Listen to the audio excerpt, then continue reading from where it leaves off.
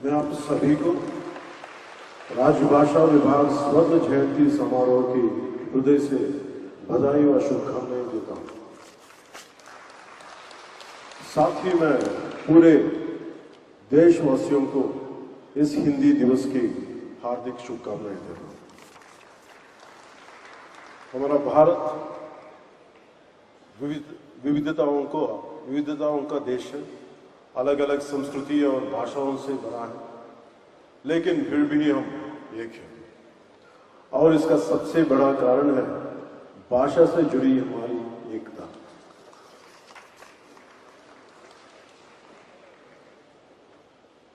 वो कहते हैं ना, कोस कोस पर बदले पानी, चार कोस पे वाणी। ऐसा ही एक उदाहरण नॉर्थ ईस्ट में अरुणाचल प्रदेश का है, जहां 50 से ज्यादा ट्राइबल लैंग्वेज बोली जाती है, पर एक कॉमन भाषा के रूप में हिंदी उन्हें जोड़ती है।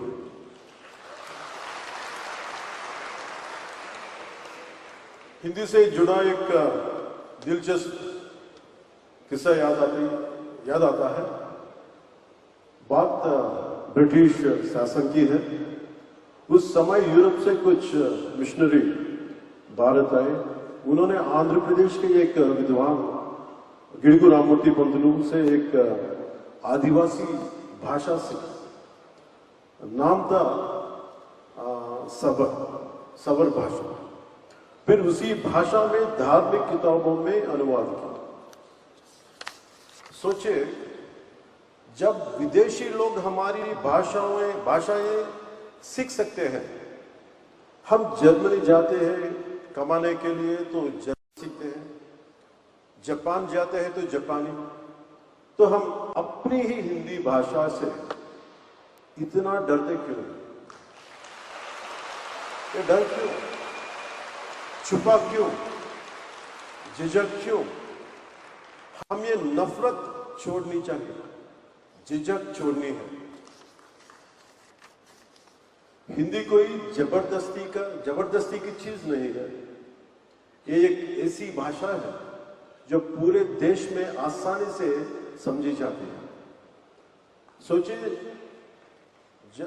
जब हमें नौकरी में फायदा चाहिए होता है, या सोशल मीडिया पर पॉपुलर होना है, तब हम हिंदी का खूब इस्तेमाल करते हैं। पर जब बात राजनीति की आती है, तो कुछ लोग कहते हैं हिंदी थोपी जा रही है। अब बताइए क्यों ये सही है? हम अंग्रेजी को मॉडर्न कहकर अपना सकते हैं, कहते हैं।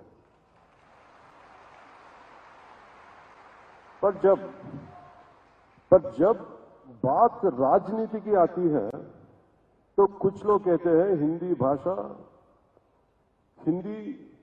थोपी जा रही है। अब बताइए क्यों ये सही है? हम अंग्रेजी को मॉडर्न कहकर अपना सकते हैं, तो हिंदी को अपनाने में शर्म कैसी?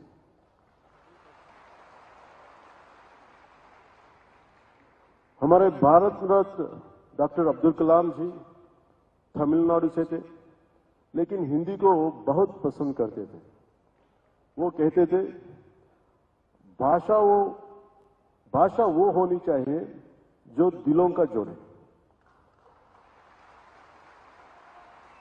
तो आइए हिंदी को भी इसी नजरिया से देखें। ना तो जबरदस्ती करें, ना विरोध, बस समझो और अपनाएं।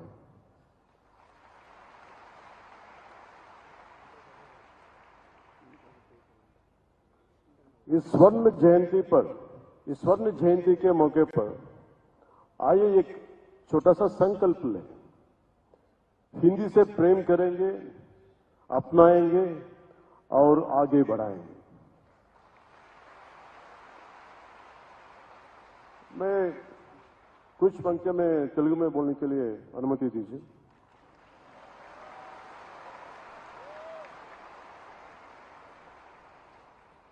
ఒక బెంగాలీ గీతం జాతీయ గీతమైంది.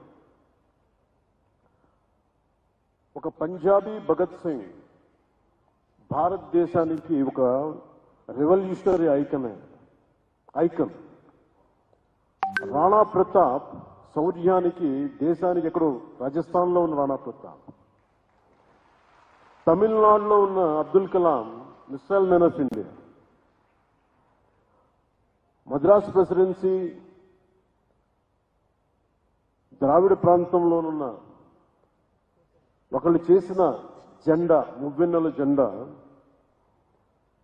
మన భారతదేశానికి తిరంగా అయింది.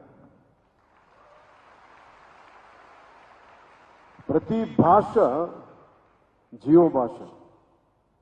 మనం మాట్లాడే తెలుగు, తమిళ్, కన్నడ, మలయాళం, ఒడియా, ఏ భాషలైనా కావచ్చు, మన మాతృభాష. కానీ రాష్ట్ర భాష మటుకు హిందీ. మనం ఇంట్లో మాట్లాడుకోవడానికి మాతృభాష ఉంది, కానీ మన ఇంటి సరిహద్దులు దాటితే మనకి రాజభాష హిందీ ఉంది.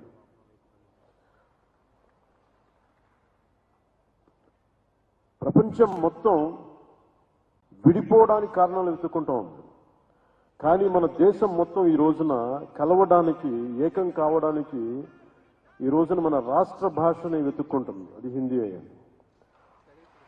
నేను అలాంటి రాష్ట్ర భాష హిందీని నేను స్వాగతిస్తున్నాను.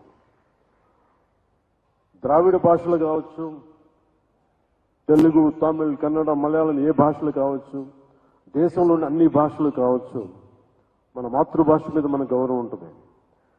మన మాతృభాష అమ్మ అయితే, మన అమ్మ భాష అయితే మన పెద్దమ్మ భాష హిందీ.